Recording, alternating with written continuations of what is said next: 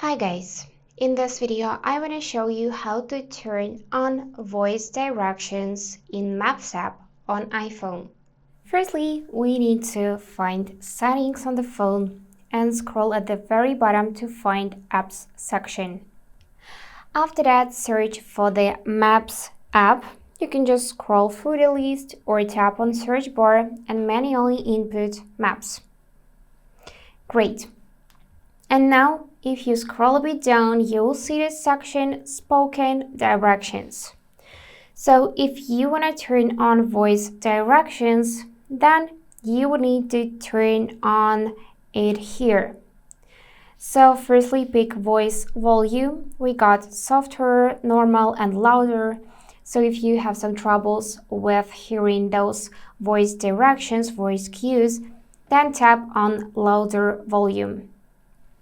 Now we got here three options. Directions post spoken audio.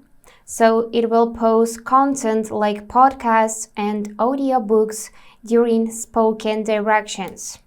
If you want to turn that on, just toggle on the switch so it will light up green.